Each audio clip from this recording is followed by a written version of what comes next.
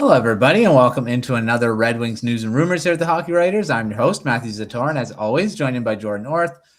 Jordan, how's it going? We got, no Red Wings hockey, but Olympics are going on, and as of right now, all the Red Wings guys are still alive in the Olympics until the qualifiers get played. But how's it going?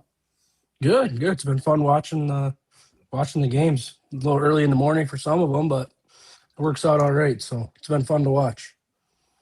It's been actually really good. I mean, yeah, it's a little early for some games. So like out here, 3 a.m. There's some games Pacific time, but I mean, it's a lot of fun with the Olympics. I mean, a lot of the teams are. I don't know if there's been any real big surprises for teams where they are right now and going to the quarterfinals. We kind of expected that Canada, U.S. Would be there. Sweden, maybe a little bit of surprise. They weren't automatic into the quarterfinals, but they probably will win their game and end up there anyway.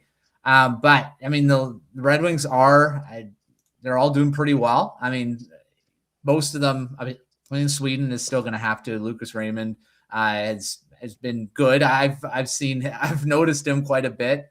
Elias Pettersson, we had the 2 goals. One of them was assisted by Raymond. What do you think about the overall performance of all the guys so far here? Yeah, you touched on it with Raymond. I mean, he's leading Sweden in points right now. He started off a little slow, but he's picked his play up. I mean, for them to make a deep run, I mean, they beat Latvia tomorrow. They got to play the United States in the quarters. So obviously they've got a deep roster, but seeing him be able to play at that level and kind of stand out it's been a major plus. Seider, obviously, we know he was going to play. He's played, I think, the least amount he's played, just over 26 minutes in the first 3 games. So obviously he was going to be used like he normally is.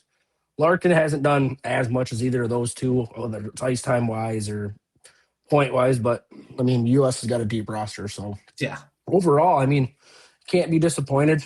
You got Edwards Strelmax for Latvia. He's got shipped in a couple goals.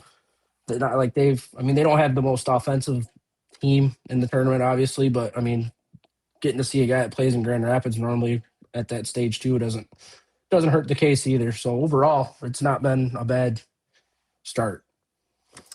Yeah, I mean, Larkin only has an assist in the 3 games, but like you said, his ice time has been his highest ice time was 15, a little under 16 minutes. When on the Red Wings, he's averaging over 20 most of the time. Looking at, I mean, all these guys. I mean, everyone on the team is normally top line. Maybe the lowest is a second line. Most of them are top line guys when you're looking at Canada, US, Sweden, Finland. I mean, they're all these top 6 used to the top power play unit, all that. And Larkin's been, what is he on, like a 4th line, quote unquote? It's third or 4th line. He's not, I haven't seen him play on the power play yet. I mean, it's obviously an adjustment for him, but when you're wearing your country's colors, you're going to do what it takes. So, yeah. I mean, and the same thing with Sweden. I mean, Raymond's probably getting a little bit more of a bigger role than some of the other guys, but he's averaging 20 minutes, 18, 20 minutes, pretty much around the same he's doing in Detroit. So he hasn't really gotten a drop off. He's getting all the time, the opportunities, and you see it. Like you said, leading Sweden in scoring, and then he's playing, like you say, 18, 20 minutes too. So it depends on the team that you're on. Like, flip side, Elias Pettersson, he's getting the 3rd, 4th line minutes, 11 minutes as well. And Raymond, I think he was just on with them at one point there. The lines are kind of interesting too in the Olympics, where they're kind of, even on United States, or Kyle Connor's a healthy scratch. So it's like, what is that? He's like a top line guy. The Olympics are interesting to see where all these guys kind of match. Whenever a 4th line, you're looking at it, they're like, yeah, that's like a top line on any other team when you're looking in the NHL, right? So it is, but they're wearing their, it's national pride. It doesn't matter how much ice time you get, just being on the team.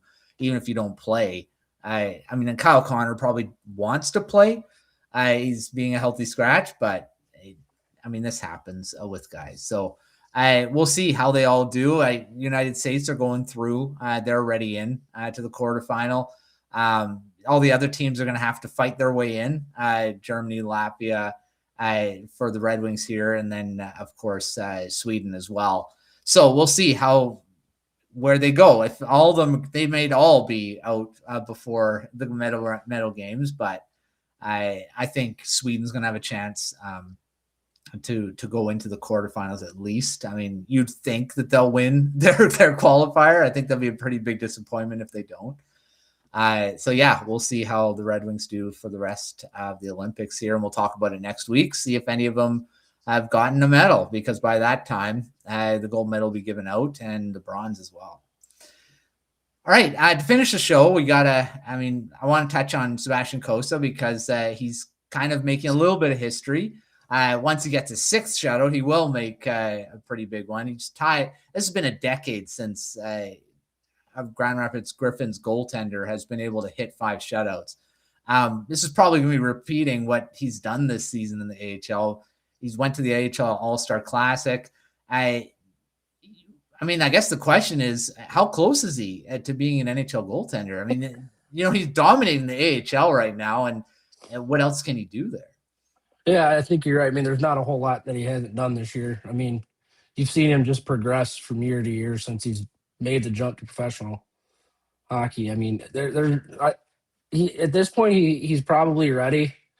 It's just, does Yzerman want to move Talbot? Do they want to take him and put him in a backup role, or whatever it would be, and take him out of, we've talked about it before, that groove where he's playing every other game or a few games at a time? I mean, it'd be great to see him in Detroit playing in a Wings jersey? Yeah, but at the same time, I mean, we don't know what the game plan is with him. Nobody will know until Yzerman decides to come out behind the curtain and say, surprise, here's what we're doing with him. Yeah. Mr. Keep everything tight to the vest. He does the same thing with his prospects. He'll make his comments on them, tell them that say how he likes the development, but they got to earn a spot. He's earned his spot to me. And I mean, at least a shot, a legit shot, not just a couple games like last year. So I think come next year, he's gonna, especially with Talbot being a free agent, I think he'll be in the NHL, no doubt. I think it'd probably be the same thing as what Minnesota did. Marc-Andre Fleury retires. They don't sign a veteran goaltender to kind of go behind him and say, well, Wallstead, this is your spot. And I mean, he's been really good this season. So I think that might actually happen this way, where he becomes a backup behind Gibson. And that's a similar situation to what it is in Minnesota right now with Wallstead as well. So I think that's probably the best way to do it, because right now it's like, it's never bad to play in the AHL, but if you've already hit that, what else can you really develop there? You should be against all the time NHL shooters and see how he does. And of course you don't want him to play. It's good him getting all the reps as well, being the starter down there. So if he does come up to being the backup, I think you get him a good amount of games. He's not sitting for big, long periods, right? So one question I do have just before we finish here, I mean, we'll talk about trades and stuff, but one thing I kind of was thinking, could Yzerman trade Cossa or Augustine? I mean, 2 ridiculously good prospect goaltenders, blue chip guys. If he decides to really, throw it in and say, well, we want to make a big deal, these 2 guys could be one of them. I mean, they're not going to trade both, but that's 2 goaltenders that possibly, I mean, could you see that happening, trading one of them? I think it would take a very special circumstance to do it. It would have to be someone that's, one, in the mix for a long-term contract.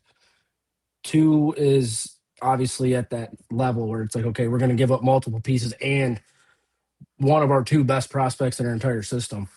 I mean, you look at Augustine, he hasn't signed, I don't believe, yet. So you're trading for his rights at this point. Yeah. So, I mean, there's not been any signs that he's not going to sign his entry level once the season's over with Michigan State, but it would have to take a very, very special circumstance for them to do it, because I think out of the two, the most likely one would be Augustine, because you've seen that Cossa can perform at the professional level. Augustine, we know how he is. No matter where he's at, he performs at a high level. But yeah, could he? Yeah. Will he? I don't think so. It would have to take a very high level player to do that, in my mind. Yeah, it's a pretty big risk to try to. I mean, these guys are going to. I mean, we've talked about it. They possibly could be a 1-2 punch down the line here as a 1A 1B or whatever you want to call it. It's something that I think might be something down the road, but a deal comes along, and I mean, look at Minnesota. They're talking about trading Wallstead potentially for the right deal, and of course, it would have to be the right deal, just like with this. They don't have another goalie that they would be like kind of, they don't have another.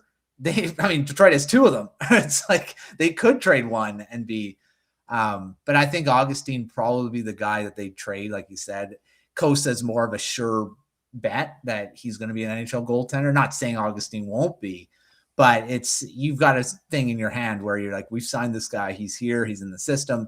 He's further along.